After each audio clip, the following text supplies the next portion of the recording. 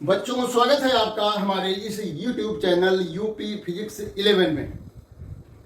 जैसा कि आपने हमारे पिछले वीडियो में देखा था कि मैंने उसमें बीमीय विश्लेषण पर आधारित बहुत सारे क्वेश्चनों को डिस्कस किया था, समझाने की कोशिश की थी।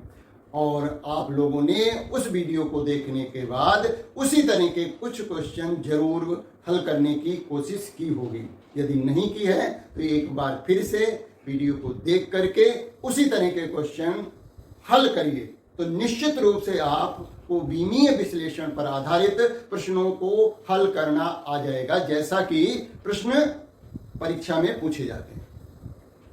आज हम एक नया वीडियो लेकर के आए हैं जिसमें कि हम फिजिक्स का देखा जाए तो कोई चैप्टर तो नहीं डिस्कस करने जा रहे हैं, लेकिन ये जो चीज डिस्कस कर रहे हैं ये फिजिक्स के हर चैप्टर में घुसी हुई है। वो क्या है? मैथमेटिक्स, गणित। गणित के बिना फिजिक्स आना संभव नहीं है, उससे संबंधित हमें गणित भी आनी चाहिए। तो गणित जो है फिजिक्स की रीढ़ है, रीढ़ की हड्डी है। यदि आप जो है फिजिक्स कर लेते हैं तो इसका मतलब आपकी मैथमेटिक्स जरूर अच्छी होगी। और यदि आप फिजिक्स में अपने को कमजोर महसूस कर रहे हैं तो इसका मतलब है कि आप की मैथमेटिक्स भी जो है अच्छी नहीं है। तो फिजिक्स को करने के लिए मैथमेटिक्स तो आना ही चाहिए। और कुछ ऐसी मैथमेटिक्स हैं जो अभी आप लोगों ने 10th तक नहीं पढ़ी हैं, कुछ चीजें पढ़ी हैं, उनको हम शॉर्टकट में थोड़ा बहुत डिस्कस करेंगे। और एक जो चीज जो है मैथमेटिक्स की जो एक ब्रांच है जो अभी तक नहीं पढ़ी है, हो सकता है कि 11th में पढ़ाई जा रही हो या पढ़ाई जाएगी या 12th में पढ़ाई जाएगी, वो है कैलकुलस। कैलकुलस का प्रयोग फिजिक्स में बहुत सारी जगह पर होता है, तो इसलिए आपको उसका बेसिक नॉलेज होना बहुत जरूरी है। यदि आप जो है थोड़ा बहुत सीख लेंगे यहाँ तो आपको मैथमेटिक्स में भी उसका लाभ मिलेगा और फिजिक्स तो करना आ ही जाएगा। तो आइए शुरू करते हैं। और पहला हम टॉपिक लेते हैं वृत्त। और वृत्त में हम केवल वही चीजें डिस्कस करेंगे यहाँ पर जो फिजिक्स के पॉइंट ऑफ व्यू से जरूरी हैं। और पूरा डिटेल हम मैथमेटिक्स नहीं पढ़ाने जा रहे हैं, केवल हमें फिजिक्स में जहां जहां जिस तरह की मैथमेटिक्स की जरूरत पड़ेगी केवल उसी को डिस्कस करेंगे। बाकी तो जिन लोगों के पास मैथमेटिक्स है वो मैथ में अपना पढ़ेंगे ही पढ़ेंगे, लेकिन यहाँ जो मैं पढ़ाऊंगा, मैं जो समझाऊंगा, ये सभी को आना ही चाहिए। बिना इसके आपको वो फिजिक्स में आपको उतनी आसानी नहीं होने वाली है जितनी कि इसको समझने के बाद होने लगेगी। तो आइए समझते हैं वृत्त। वृत्त से रिलेटेड हम क्या फिजिक्स में प्रयोग करेंगे। देखिए, वृत्त मैंने बना रखा है और इस वृत्त की त्रिज्या r है। यहां पर हम कोण ले रहे हैं, कोण है POQ, कोण POQ, जिसको हमने थीटा से प्रदर्शित किया हुआ है। कोण POQ बराबर थीटा है और कोण थीटा बराबर जो होता है चाप की लंबाई बटे त्रिज्या। चाप की लंबाई हमने PQ लेनी है, यहां पर त्रिज्या R है। और PQ की लंबाई यदि L है, P से Q तक की लंबाई L है, तो थीटा बराबर हो जाएगा L बटे R। एक तो हमें ये मालूम होना चाहिए कि कोण बराबर होता है चाप की लंबाई बटे त्रिज्या, ये कोण की परिभाषा है। अब कोण का मात्रक जो है, कोण का मात्रक क्या होता है? रेडियन। तो हमें रेडियन और डिग्री में भी संबंध मालूम होना चाहिए। तो पाई रेडियन या कहें, देखिए पूरा एक राउंड यदि हम लगाएं तो 2 पाई रेडियन कोण बनता है पूरा एक राउंड लगाने में। तो 180 डिग्री जो होता है, यहां से आधा 180 डिग्री तो 180 डिग्री बराबर होता है पाई रेडियन। ये संबंध याद रखिए। या कहें 90 डिग्री बराबर होता है पाई बटे 2 रेडियन। और 1 डिग्री में, 1 डिग्री, ये क्या लिखा हुआ है, डिग्री में 60 मिनट होते हैं। और 1 मिनट में 60 सेकेंड होते हैं। बाकी चीजें हम आगे पढ़ेंगे वृत्त से संबंधित। फिलहाल ये बेसिक चीज हमें मालूम होनी चाहिए। बीज गणित के बहुत सारे सूत्र जो है 9th और 10th क्लास में आपने पढ़े हैं। हम बहुत सारे सूत्रों को उनको नहीं बताने जा रहे हैं, उनका भी प्रयोग हम फिजिक्स में करेंगे, लेकिन हम वो चीज बताएंगे जो अभी तक हो सकता है आपने न पढ़ी हो, और वो क्या है, द्विपद प्रमेय। द्विपद प्रमेय, बाइनोमियल थ्योरम, द्विपद प्रमेय।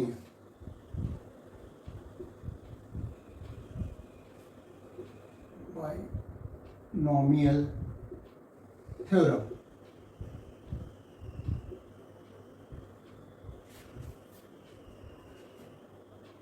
इस प्रमेय का प्रयोग भौतिक विज्ञान में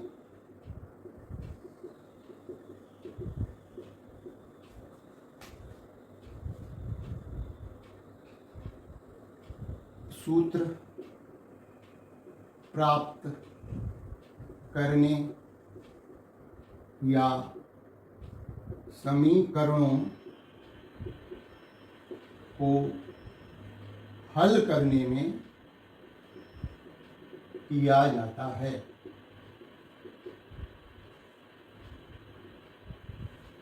ये क्या होती है, हम केवल एक्सप्रेशन लिख रहे हैं उसका, है ना, सूत्र लिख रहे हैं देखा जाए द्विपद प्रमेय का, और बहुत ज़्यादा डिटेल में हम यहाँ डिस्कस नहीं कर रहे हैं।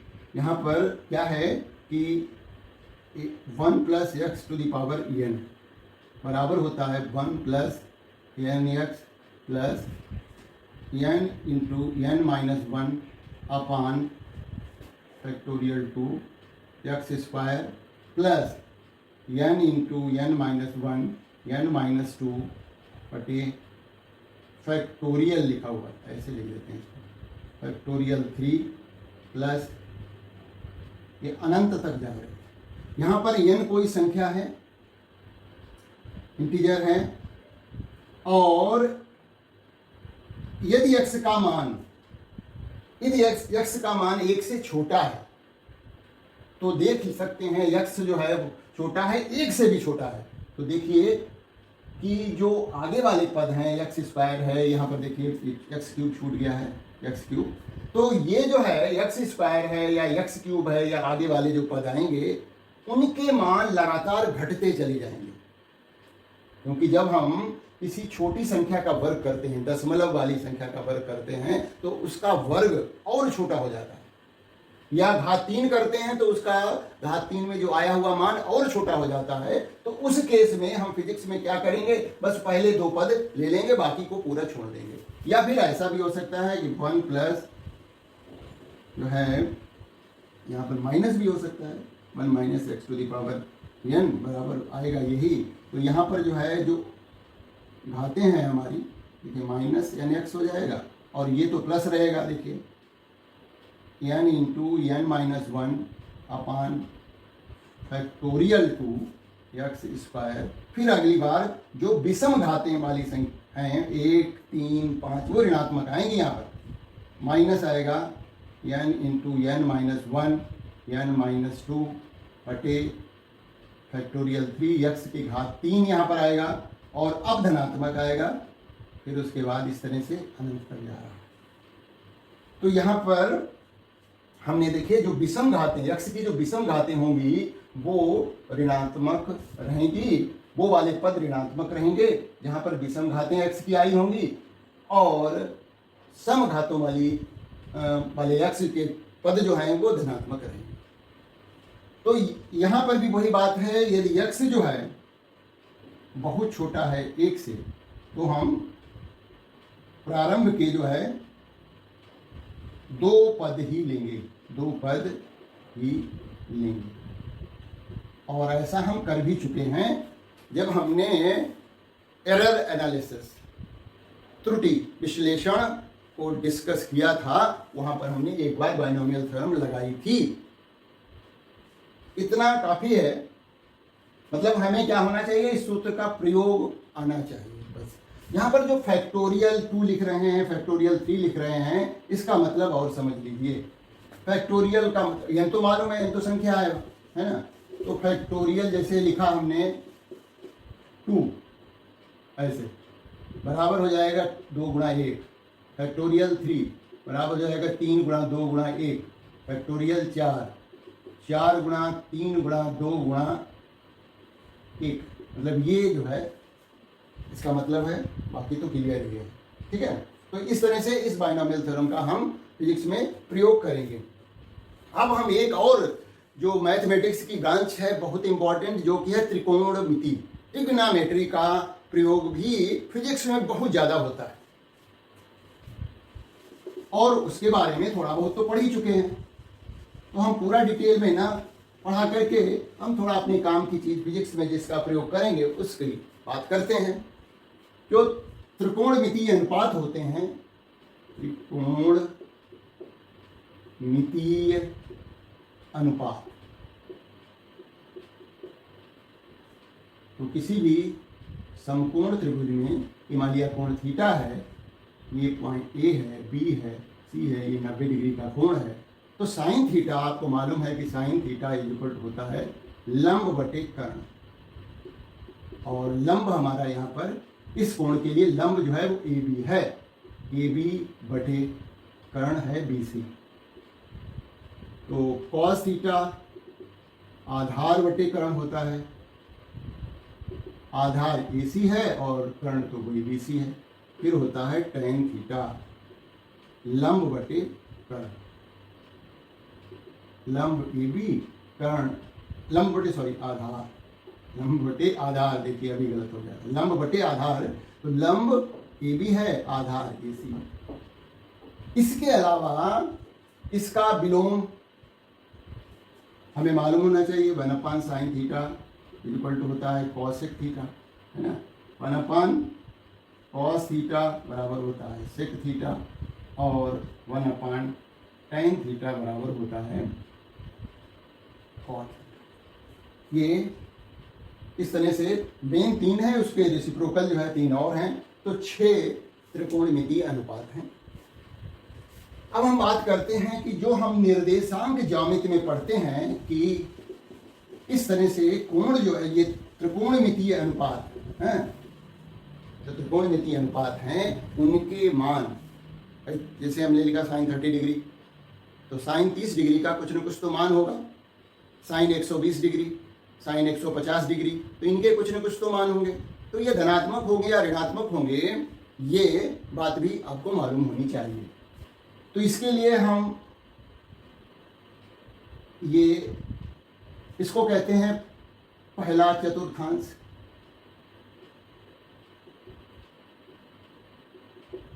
ये द्वितीय चतुर्थांश होता है, ये होता है तृतीय, और ये होता है चतुर्थांश। अब इस पहले चतुर्थांश में सभी त्रिकोणमितीय अनुपात धनात्मक होते हैं, सभी त्रिकोणमितीय अनुपात, त्रिकोणमितीय अनुपात कैसे हैं, धनात्मक है। कोण बना करके भी निकाल सकते हैं कि लंब, भाई ये तो हमें मालूम है कि ये जो है धनात्मक होता है x अक्ष, है ना, ये x अक्ष जो है इधर ऋणात्मक होता है, ये y अक्ष जो होता है इधर धनात्मक होता है, और y अक्ष नीचे की तरफ जो है ये मूल बिंदु है, मूल बिंदु के दाहिनी तरफ एक्स अक्ष पर धनात्मक मान लिए जाते हैं और बाईं तरफ ऋणात्मक लिए जाते हैं। मूल बिंदु से ऊपर की ओर बाईं अक्ष धनात्मक होता है और मूल बिंदु के नीचे की ओर ऋणात्मक होता है। तो ये तो सब पढ़ाया गया होगा। अब हम सभी त्रिकोणमितीय अनुपात जो है यहाँ पर धनात्मक हैं। Sine theta, cos theta, tan theta, sec theta, cosec theta, cot theta सभी जो है धनात्मक हैं, अर्थात 0 से 90 डिग्री के कोण की बात हो रही है। अब यहाँ पर 90 से 180 के बीच में जो है कौन सा धनात्मक है, थोड़ा हम बता रहे हैं। जैसे मान लिया हमने कोई कोण बनाया है, ये थीटा ले लो। अब देखो कि जैसे साइन थीटा पता करना है कि धनात्मक होगा या ऋणात्मक होगा, तो साइन थीटा क्या होता है, कर्ण धनात्मक लेना है हर जगह पर। देखिए लंब बटे कर्ण, लंब जो है ये है तो धनात्मक है, कर्ण तो धनात्मक लेना ही लेगा। तो इसका मतलब यहाँ पर साइन थीटा निश्चित रूप से धनात्मक होगा और साइन का विलोम जो होता है वो कॉसेक होता है, वो भी धनात्मक होगा। अब दूसरा, यदि हमने कॉस थीटा लिया, मान लिया यहाँ कॉस थीटा देखा, तो देखिए ये आधार हो गया जो कि ऋणात्मक है, आधार बटे कर्ण करेंगे तो ये कॉस थीटा की वैल्यू ऋणात्मक आएगी। अब टेन थीटा देखो, तो टेन क्या होता है, लंब बटे आधार। लंब तो धनात्मक है लेकिन आधार ऋणात्मक है, इसका मतलब टेन थीटा भी ऋणात्मक हो गया। तो कौन सा इसमें, इस सेकंड दूसरे वाले चतुर्थांश में केवल साइन थीटा धनात्मक है, केवल साइन थीटा तथा इसका विलोम कॉसेक थीटा धनात्मक है।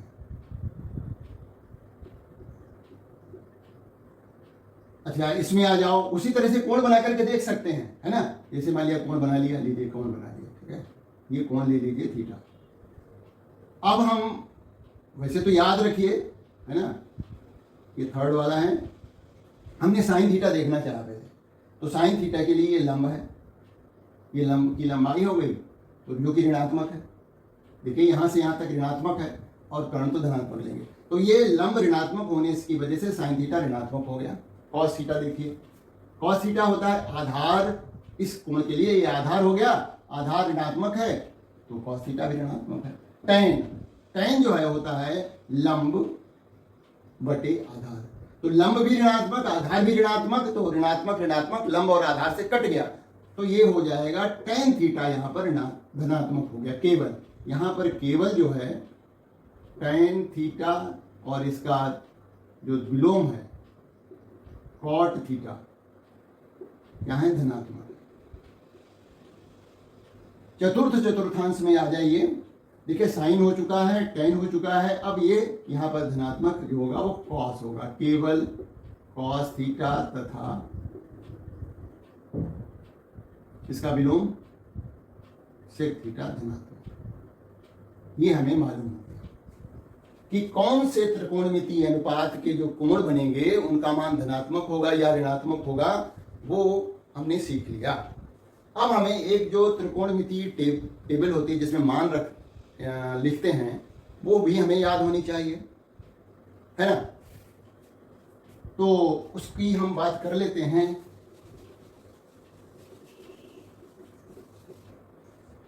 एक बड़ी सी टेबल बना देते हैं, यहाँ लिख देते हैं साइन थीटा,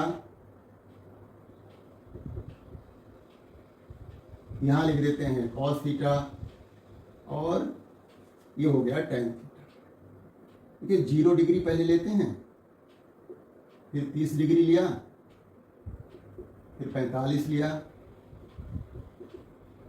फिर 60 डिग्री लिया, फिर 90 डिग्री ले लिया, फिर 120 डिग्री ले लिया, फिर 135 डिग्री ले लिया, फिर 150 डिग्री ले लिया और फिर 180 डिग्री ले लिया। ये इतने मान हमें याद रहेंगे तो बहुत आसानी हो जाएगी। तो देखिए 90 तक के तो मान सीखे थे, तो साइन थीटा के मान रखिए, साइन 0 में 0 होता है, साइन 30 डिग्री में 1/2 होता है, साइन 45 में 1/√2 होता है और साइन 60 डिग्री का मान √3/2 है और साइन 90 के मान 1 है। अब आगे के मान हमें लिखना है तो ये उलट दीजिए, और जैसा कि हमने अभी देखा था सेकंड दूसरे चतुर्थांश तक साइन थीटा का मान धनात्मक ही है, तो सारे धनात्मक रहेंगे, इधर से लिखना शुरू कर दीजिए। अंडर रूट 3/2, 1/√2, 1/2 और 0 लिखिए। इतने तो याद करने हैं, बाकी यहां से उलटते चले जाइए, है ना। अब कॉस को लिखना है तो कॉस का मान यदि याद नहीं है तो यहां से लिख, इधर से शुरू होता है। कॉस 0 में 1 होता है, कॉस 30 डिग्री में ये वाला मान होता है √3/2, √3/2, 45 में इतना ही होता है। और कॉस 60 डिग्री का मान 1/2 है, कॉस 90 डिग्री 0 होता है। अच्छा, अब ये जब हम 120 डिग्री पे पहुंच रहे हैं यहाँ पर कॉस में, तो इसका मतलब ये कहाँ जा रहा है? द्वितीय चतुर्थांश में जा रहा है। और द्वितीय चतुर्थांश में केवल साइन के ही मान धनात्मक है, तो tan भी ऋणात्मक है और कॉस भी ऋणात्मक है, अभी बताया जा चुका है। तो इसका मतलब जो कॉस 120 डिग्री का मान होगा वो ऋणात्मक होगा, कॉस 135 होगा वो भी ऋणात्मक होगा, कॉस 150 होगा वो भी ऋणात्मक होगा, और कॉस 180 डिग्री ऋणात्मक होगी। तो ये सारे मान ऋणात्मक होंगे क्योंकि ये द्वितीय चतुर्थांश में आ रहे हैं कॉस के। तो और लिखने का तरीका वही है, इसको लिखिए पहले माइनस का 1/2, फिर उसके बाद माइनस का, देखिए इसके बाद किसका नंबर आया? इसका नंबर आया है ना, माइनस का 1/√2, फिर इसका मान आया, माइनस चिन्ह लगता चला जाएगा और फिर ये आ गया। बहुत आसान है। और tan थीटा का मान तो हमें मालूम है, साइन थीटा बटे कॉस थीटा कर दो, है ना। साइन थीटा बटे कॉस थीटा कर दीजिए तो आ जाएगा 0/8, 0, 1/2 और 1/2 बटे √3/2, तो ये हो जाएगा 1/√3, 2 कट जाएगा, 1/√2 और बटे 1/√2 यानी 1 हो जाएगा। यहाँ इसको भाग देंगे तो √3 हो जाएगा। 1/0 जो है अनंत हो जाता है। अब देखिए ये धनात्मक संख्या, ये ऋणात्मक संख्या है, इसको भाग देंगे तो ऋणात्मक उत्तर आएगा। और वैसे भी द्वितीय चतुर्थांश में जो है साइन के अलावा जो है साइन या कहें साइन का विलोम कॉस है, यही धनात्मक है, बाकी सब ऋणात्मक है, तो tan के भी मान ऋणात्मक ही आएंगे। अच्छा, दूसरी बात क्या किया है कि हमें अब आगे भाग देने की भी जरूरत नहीं है। जैसे इनको निकाल लिया, अब आगे इसको उलट दीजिए, इनको लिखते जाइए, चिन्ह ऋणात्मक लगाते जाइए, है ना। तो ये माइनस का √3 हो जाएगा, ये 1 हो जाएगा माइनस का, और ये जो है माइनस का 1/√3 हो जाएगा, और ये 0 हो जाएगा। तो इस तरह से हमने जो है साइन कॉस tan के मान, जो मुख्य कोण हैं उनके मान हमने निकाल लिए और याद हो जाएंगे, कोई मुश्किल नहीं है ना। अब धनात्मक ऋणात्मक मैंने पहले ही बता दिए हम। अच्छा, और भी बहुत सारे ट्रिग्नोमेट्री के सूत्र प्रयोग होते हैं, उनको हम डिस्कस नहीं कर रहे हैं, ठीक है ना। अब जो एक बात और है जिसमें हम निकालते हैं, अभी हमने जो चतुर्थांश की बात की है ना, लिखते हैं कि sine 90 minus theta, cos 90 minus theta, या tan 90 माइनस थीटा, या फिर sine 90 plus theta, sine cos 90 plus theta, और tan 90 प्लस थीटा। अब जैसे इसका मान क्या होगा, हालांकि और भी बहुत सारे कोण हैं, केवल हम इतने को ही बताएंगे, बाकी को थोड़ा शॉर्टकट में समझाएंगे। देखिए 90 माइनस थीटा का मतलब यह हुआ कि 90 में से कुछ भी घटाएंगे तो हम जो है पहले चतुर्थांश में रहेंगे। तो ये पहला चतुर्थांश है, पहला, और ये 90 में कुछ जोड़ेंगे तो वो हम दूसरे चतुर्थांश में पहुंच जाएंगे, ये दूसरा है। तो इसका मतलब पहले चतुर्थांश में सभी धनात्मक हैं, तो ये सब धनात्मक रहेंगे, और दूसरे चतुर्थांश में ये वाला धनात्मक है, साइन वाला, ये वाला धनात्मक है, बाकी चीजें ऋणात्मक हैं। और बात क्या करनी है, ये यहां पर जो ये बाई अक्ष है ना, बाई अक्ष यहां पर बदलता है। मतलब क्या बदलता है, अभी बता रहे हैं। जब भी हम बाई अक्ष के बाईं ओर से दाईं ओर जाएं या दाईं ओर से बाईं ओर आए, तो बदलाव होता है। यानी साइन कॉस में बदलता है, कॉस साइन में बदलता है, टेन कॉट में बदलता है, कॉट टेन में बदलता है। चिन्ह तो ये इसके अकॉर्डिंग हमने पहले डिसाइड कर दिया कि चिन्ह क्या होंगे, बदलेंगे तो यहां पर कोई बदलाव, ये बदलाव होता है, मैंने लिख दिया बदलाव, ये भी बदलाव होगा, है ना। जब हम इधर से इधर जाएंगे यानी एक्स अक्ष पर जाएंगे, एक्स अक्ष के यहां से इसमें जा रहे होंगे, दूसरे से तीसरे में जा रहे होंगे, या पहले से चौथे में जाएं या चौथे से पहले में आए, है ना। तो कुछ भी बदलाव नहीं, यहां पर बदलाव नहीं होगा। चिन्ह बदलेगा, केवल चिन्ह तो हमेशा बदलेगा, यहां भी बदलाव नहीं होगा, नहीं बदलाव, नो चेंज। जब हम एक्स अक्ष को क्रॉस करेंगे तो कोई बदलाव नहीं होगा, मतलब साइन साइन रहेगा, कॉस कॉस रहेगा, टेन टेन रहेगा, कॉट कॉट रहेगा, केवल बदलेगा क्या, चिन्ह तो बदलेगा। मतलब जैसे अब हम समझो जरा, हम साइन 90 माइनस थीटा कर रहे हैं, मतलब समझो इस तरफ को जा रहे हैं, बाई अक्ष पर बाईं ओर से दाईं ओर जा रहे हैं, क्योंकि हमने 90 में से कुछ, ये 90 वाली लाइन है, 90 में से कुछ घटा दिया, तो हम बाएं से दाईं ओर गए, तो इसका मतलब ये तो बदलाव होता है। तो बदलाव का मतलब ये हुआ कि यहां पर हम क्या लिखेंगे, साइन थीटा की जगह पर लिख देंगे कॉस।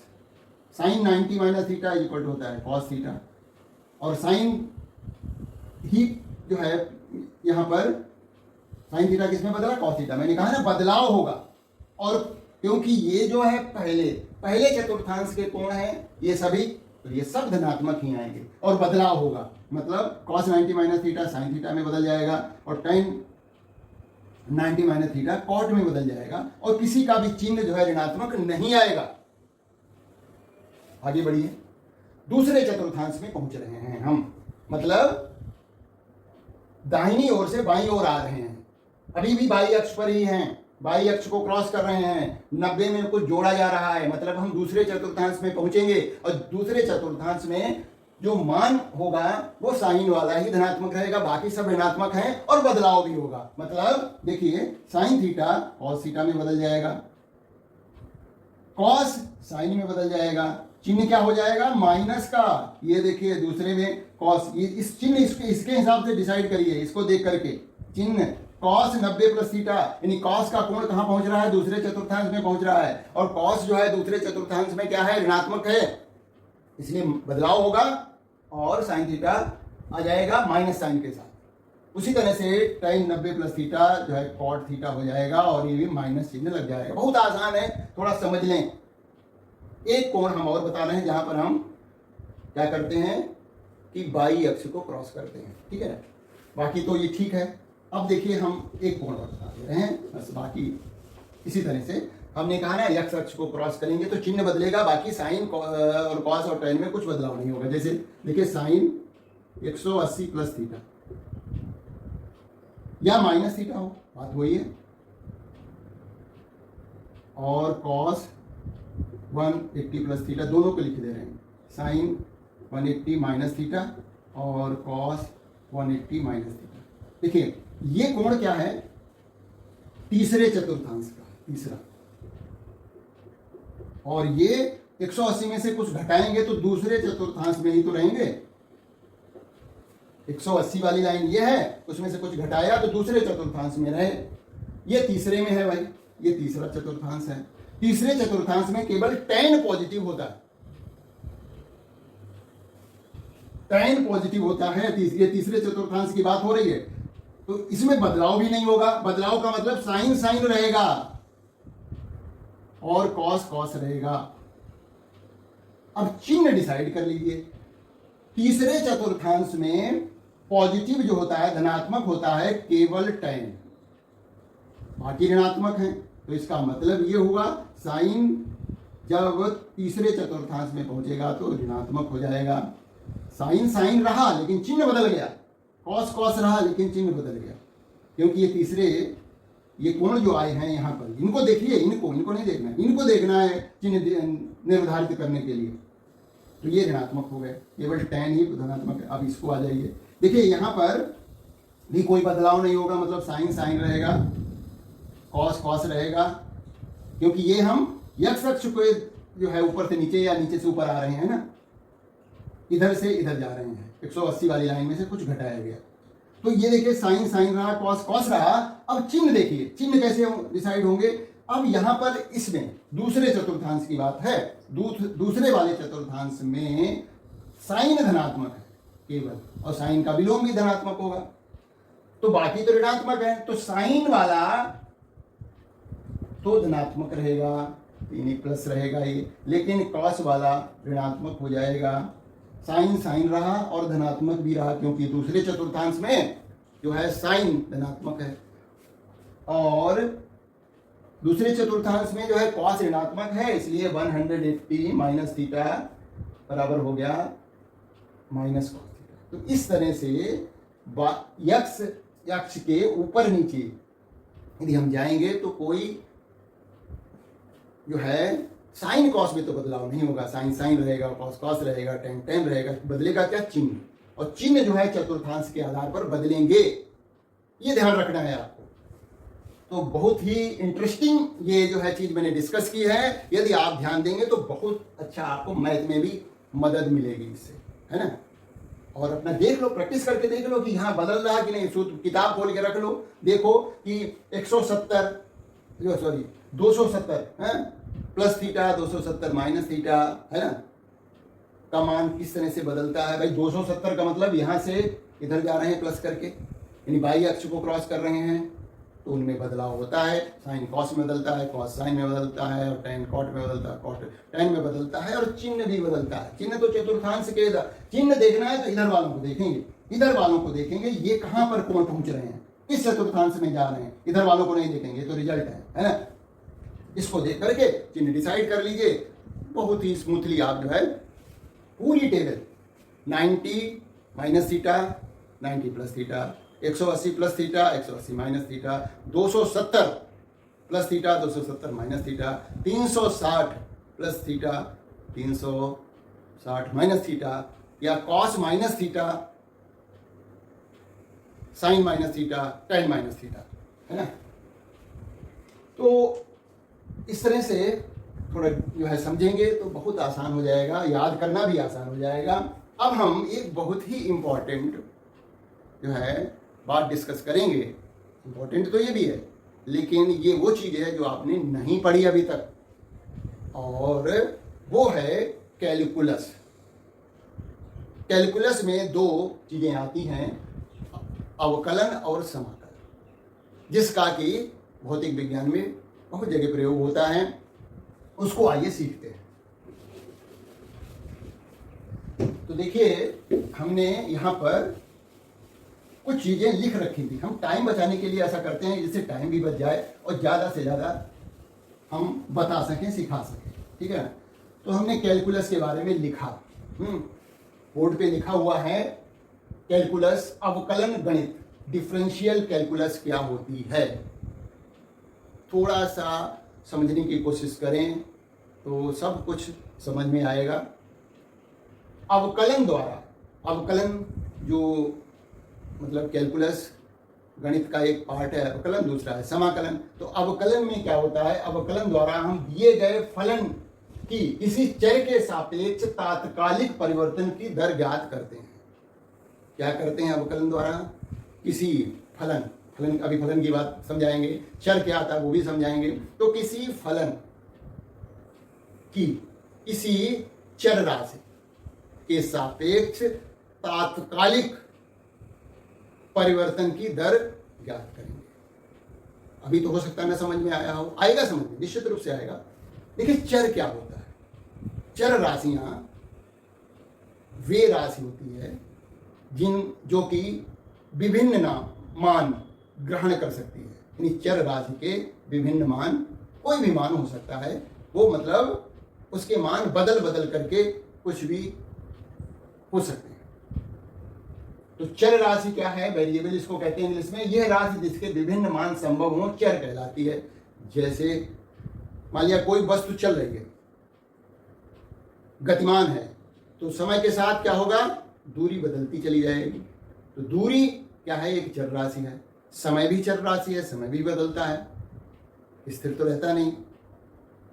तो अब किसी वस्तु की चाल एक जैसी तो नहीं रहती, बदलती रहती है, कभी धीमे चलती है, कभी जोर चलती है, हाँ?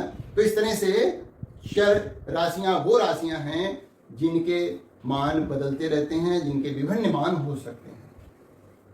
दूसरी राशियां कुछ होती हैं अचर या नियतांक, हाँ?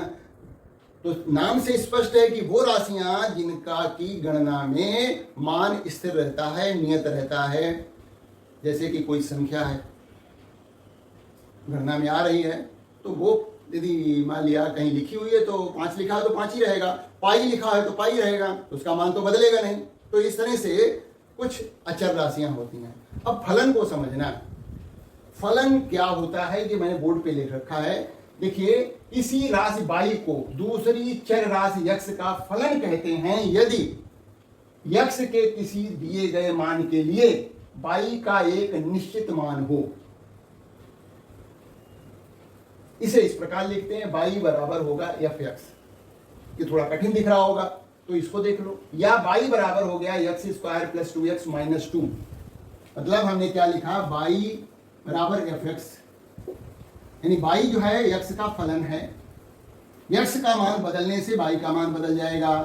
या दूसरा हमने उदाहरण लिया x square plus 2x minus 2, यहाँ पर x बराबर 1 लीजिए तो बाई का मान कितना हो जाएगा? 1 प्लस 2 माइनस 2, तो ये 2 कट गया तो बाई बराबर 1 आ गया, है ना। अब x बराबर 2 लीजिए तो x बराबर जब हम 2 ले रहे हैं तो बाई का मान कितना हो गया? 2 का इस वर्ग करेंगे तो 4 हो जाएगा, 2 दूनी 4, ये हो गया माइनस 2, तो 8 में से 2 गया 6। तो अब हम देख रहे हैं यहाँ पर जैसे ही x का मान बदल रहा है, बाई का मान भी बदल जा रहा है और एक निश्चित मान प्राप्त हो रहा है। अतः बाई जो है वो यक्ष का फलन है। बाई क्या है? यक्ष का फलन है। और यहां पर एक बात और देखिए, बाई का मान तो यक्ष पर निर्भर कर रहा है। यक्ष का मान हम अपनी तरफ से कुछ भी दे सकते हैं, ठीक है ना। तो यक्ष जो है वो कैसा चर है? दोनों चर राशियां हैं, ऐसा नहीं है। बाई भी चर है, यक्ष भी चर है ना। दोनों के मान बदल रहे हैं, लेकिन जो है यक्ष जो है वो स्वतंत्र चर है, स्वतंत्र चर। और बाई जो है वो परतंत्र है, परतंत्र चर है, क्योंकि बाई का मान यक्ष के मान पर निर्भर कर रहा है। जैसा यक्ष का मान होगा वैसा ही बाई का मान हमें प्राप्त हो जाएगा।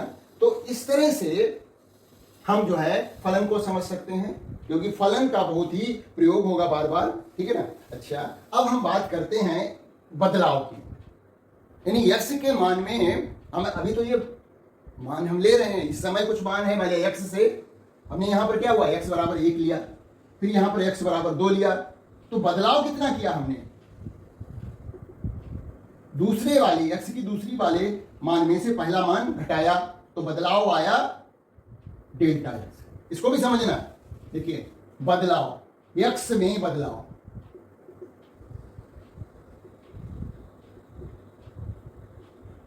बाद वाला मान हमने 2 लिया है, 2 में से 1 गया तो ये हो गया 1। इसको हम लिखते हैं डेल्टा x बराबर हो गया 1। तो बाई में क्या बदलाव आया? बाई में बदलाव,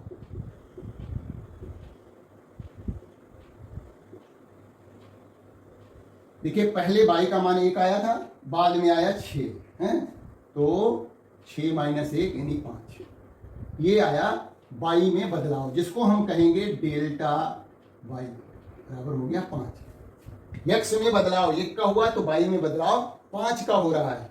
तो बदलाव में जो अनुपात है, बदलाव में अनुपात,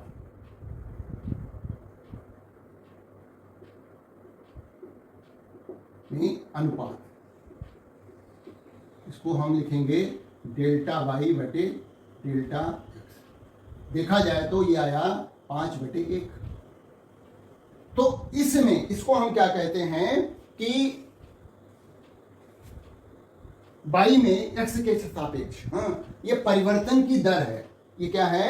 परिवर्तन का अनुपात है। ये क्या है? तो परिवर्तन, भाई ये भी परिवर्तन हुआ, y का परिवर्तन, ये x का परिवर्तन, तो परिवर्तन का अनुपात आया, परिवर्तन का अनुपात, ये हमारे पास आया डेल्टा वाई बटे डेल्टा एक्स। तो ये परिवर्तन का अनुपात है। तो इस तरह से हम इसको क्या कहते हैं कि ये y का x के सापेक्ष औसत परिवर्तन की दर है। यहां y में x के सापेक्ष औसत परिवर्तन दर, औसत परिवर्तन दर क्या हो गई? डेल्टा वाई बटे डेल्टा एक्स। ये औसत परिवर्तन की दर है। वाई में एक्स के सापेक्ष औसत परिवर्तन की दर delta Y upon delta x है। मतलब यहां पर एक्स चर है, वाई भी चर है, तो वाई की एक्स के सापेक्ष परिवर्तन की दर जो है, औसत परिवर्तन की दर जो है delta Y upon delta x है। ठीक है, यहां पर हमने देखा, और क्या देखा कि हमने डेल्टा एक्स निकाला, उसका मान धनात्मक आया। कैसे निकाला भाई? एक्स का मान पहले हमने 1 लिया था, फिर 2 लिया, तो 2 में से 1 को घटाया, 1 आया, धनात्मक आया। उसी तरह से वाई का मान जब हमने पहले निकाला था, जब एक्स बराबर 1 लिया था, तो वाई का मान भी 1 आया था। दोबारा जब एक्स बराबर 2 लिया तो वाई का मान आया 6। तो वाई में कितना परिवर्तन हुआ? 5 का, वो भी धनात्मक हुआ। तो यहां ये भी बात नोट करने की है, यदि डेल्टा वाई बटे डेल्टा एक्स का मान धनात्मक है तो एक्स तथा वाई समान दिशा में परिवर्तित हो रहे हैं,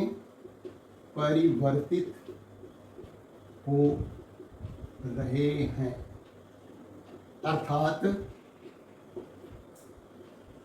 एक्स के बढ़ने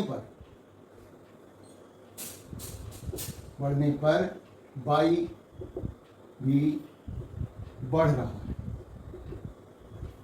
तो समान दिशा में हो रहा है, एक बढ़ रहा है तो दूसरा भी बढ़ रहा है, या एक घट रहा है तो दूसरा भी घट रहा है। यदि ऐसी स्थिति है तो डी वाई बटे डेल्टा वाई बटे डेल्टा एक्स का मान धनात्मक आएगा।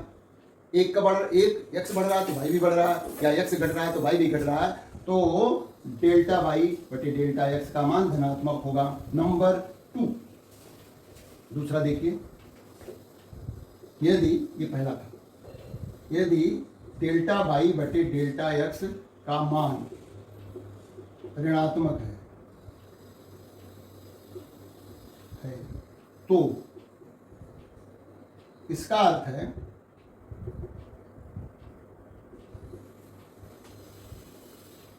एक्स तथा वाई में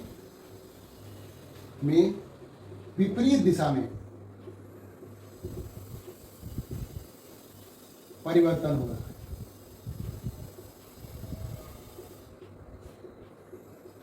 या कहें अर्थात एक के घटने पर, एक्स के घटने पर, चलिए लिख देते हैं, घटने पर वाई का मान बढ़ रहा है, या एक्स के मान के बढ़ने पर वाई का मान घट रहा हो। भाई एक घट रहा है तो दूसरा बढ़ रहा है। हालांकि यहां पर ऐसा नहीं हो रहा था, जो हमने उदाहरण लिया था। हो सकता है कि एक्स का मान यदि हम बढ़ाएं तो वाई का मान घट जाए, है ना, या एक्स का मान घटाएं तो वाई का मान बढ़ जाए। तो इसका मतलब जो बदलाव हो रहा है वो विपरीत दिशा में हो रहा है। यदि समान दिशा में एक्स और वाई में परिवर्तन हो रहा है तब तो delta Y upon delta x धनात्मक आता है, और यदि विपरीत दिशा में परिवर्तन हो रहा होता है तो जो औसत परिवर्तन की दर है वाई में एक्स के सापेक्ष औसत परिवर्तन की दर की बात यहां पर हो रही है। औसत परिवर्तन की दर धनात्मक ऋणात्मक दोनों तरह से हो सकती है। तो इस तरह से हमने परिवर्तन की परिवर्तन की दर को देखा, और वो भी किसका, बाई में x के सापेक्ष जो परिवर्तन की दर थी उसकी बात की।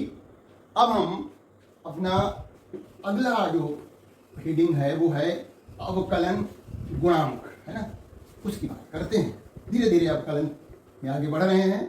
अवकलन गुणांक, अवकलन गुणांक, इसको कहते हैं डिफरेंशियल कोफिशिएंट।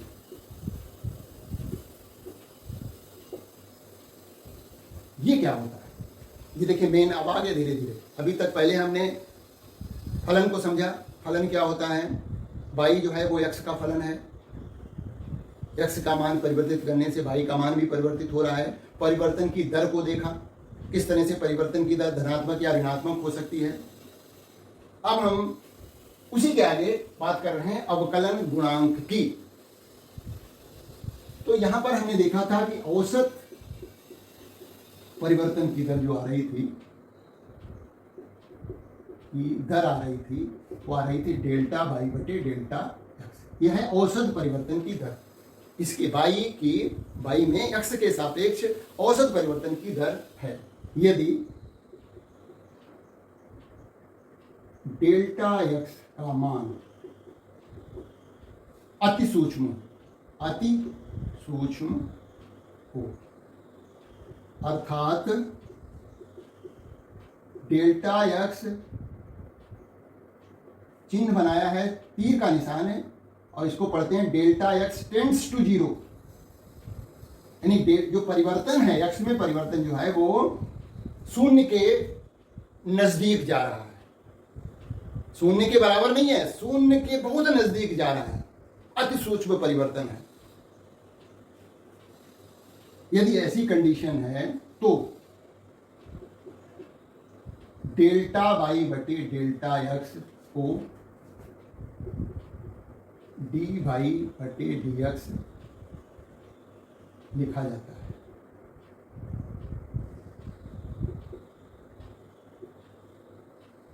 मतलब इसको हम मैथमेटिकल फॉर्म में कैसे लिखते हैं, लिमिट लगाते हैं। लिमिट हमारी क्या है, डेल्टा एक्स जो है, डेल्टा एक्स जीरो की तरफ जा रहा है, और तो डेल्टा वाई बटे डेल्टा एक्स को हम लिखेंगे डी वाई बटे डी एक्स।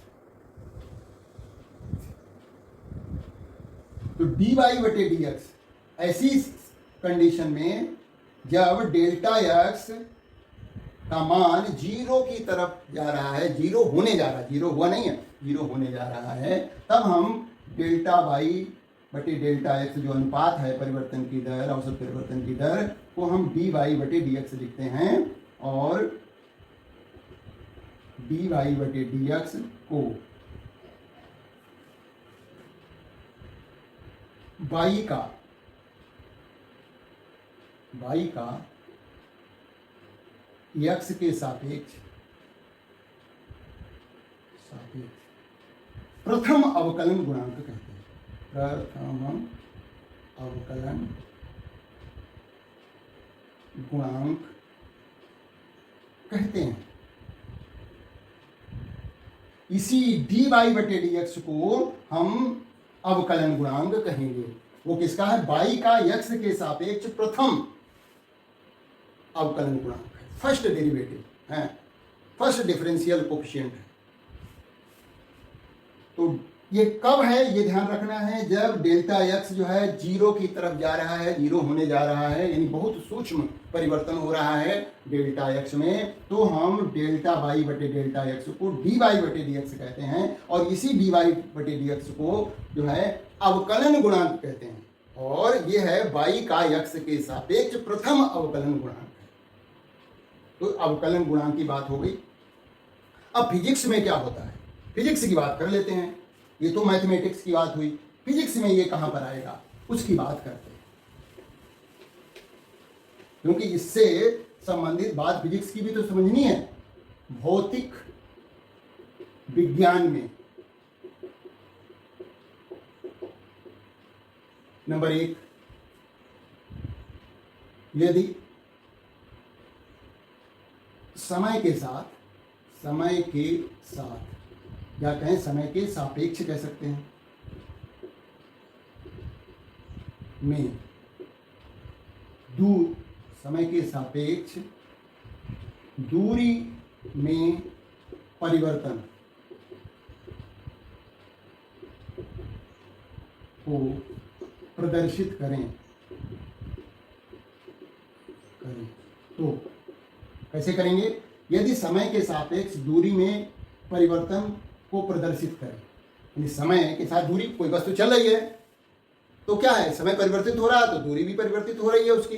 तो इसको हम कैसे लिखेंगे? लिमिट, और समय होगा डेल्टा टी, और ये होगा डेल्टा एक्स। दूरी को हम एक्स से प्रदर्शित कर रहे हैं, डेल्टा टी, तो ये हो जाएगा डी एक्स बटे डी टी।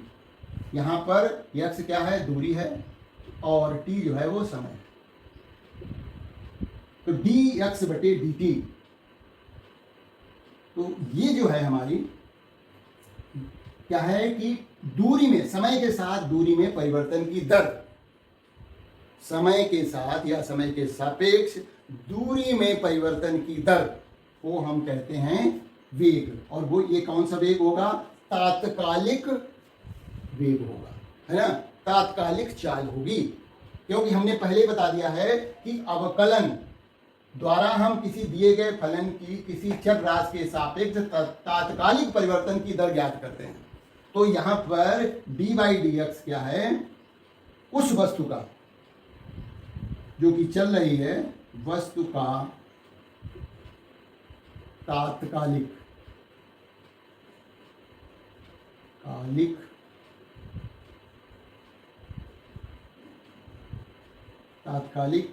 वेग। D x Y D t क्या है? यह वस्तु का तात्कालिक वेग है, या चाल भी लिख सकते हैं। तो फिजिक्स में यदि समय के सापेक्ष दूरी में परिवर्तन की दर को प्रदर्शित करें और ये शर्त लगा दें कि डेल्टा टी टेंड्स टू 0 है, डेल्टा टी का मान 0 की तरफ बढ़ रहा है, 0 होने जा रहा है, तो उस स्थिति में ये तो औसत परिवर्तन की दर हुई, है ना। यक्ष में समय के सापेक्ष औसत परिवर्तन की दर है, तो इसको हम जब डेल्टा टी टेंड्स टू 0 होगा तो इसको लिखेंगे D x Y D T. ये D x Y D T जो है को हम वस्तु का तात्कालिक वेग कहेंगे, या फिर हम कहेंगे समय के सापेक्ष दूरी एक्स का, समय एक्स का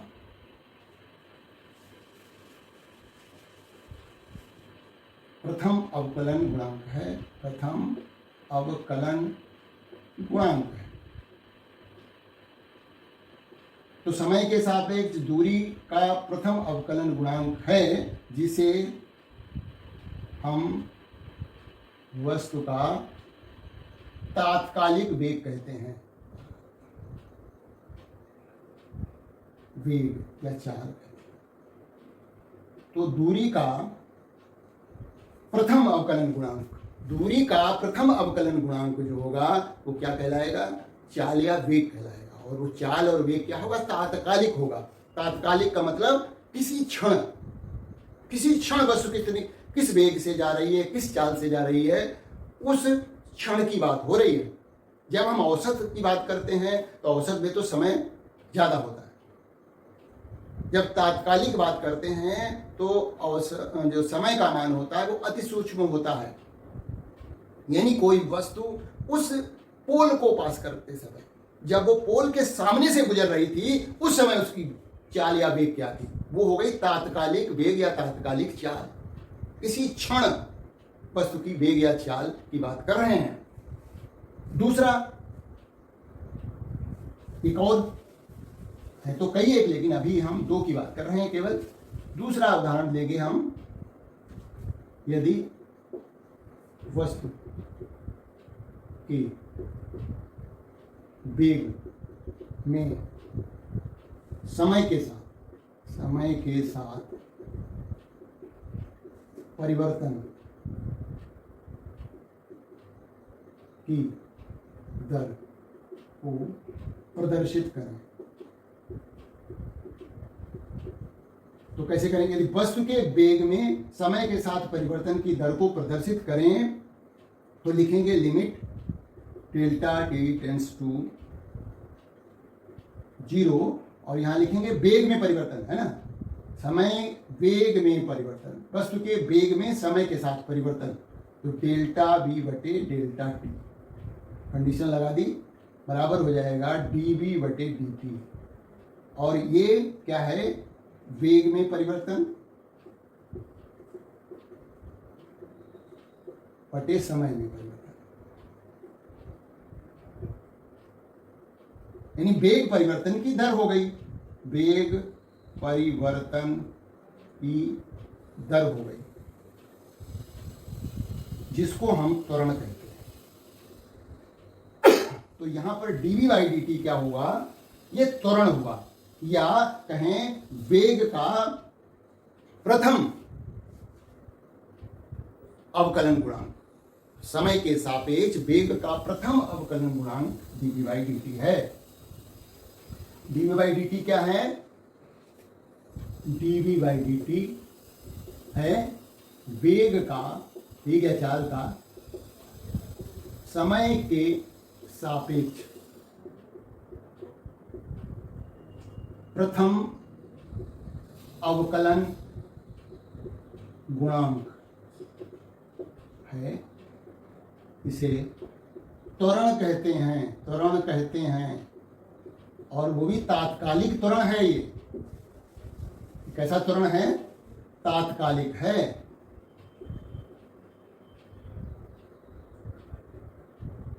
तात्कालिक त्वरण, तात्कालिक त्वरण है। कहीं छोटी मोटी स्पेलिंग मिस्टेक हो जाए तो सही कर लेना भाई, है, मतलब लिखने में कहीं पाई मात्रा है। तो ये तात्कालिक त्वरण हुआ। कौन? D v by d t. D v by d t तात्कालिक त्वरण है। त्वरण को हम ए से प्रदर्शित करते हैं, ए बराबर हो गया डीवी बाई डी टी। तो ये जो है वेग का प्रथम अवकलन गुणांक है। वेग का प्रथम अवकलन गुणांक जो होता है वो तात्कालिक त्वरण को प्रदर्शित करता है।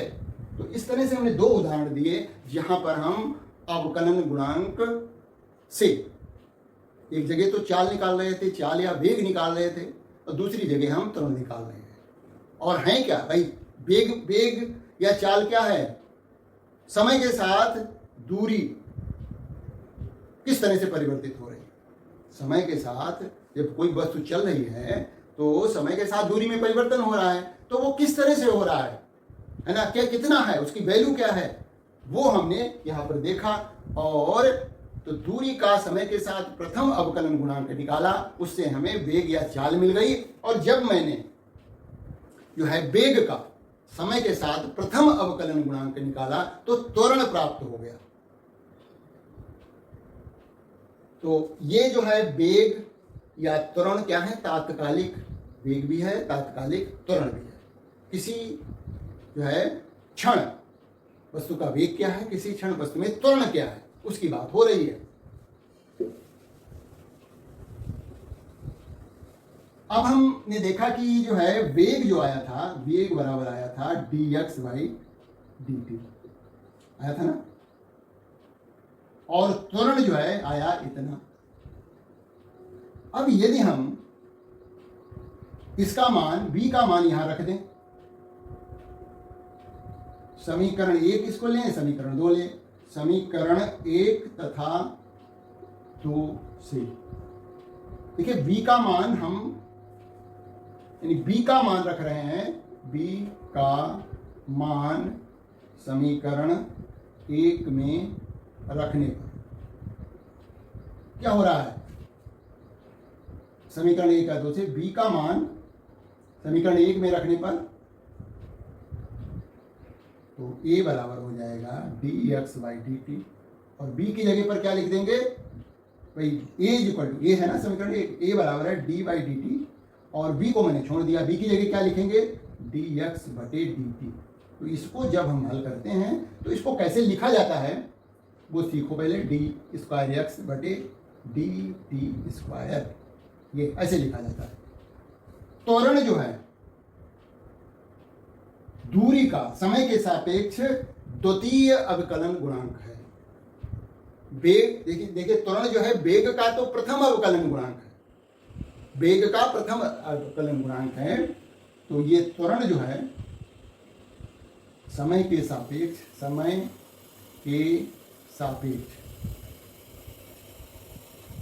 दूरी का द्वितीय अवकलन गुणांक है। त्वरण क्या है?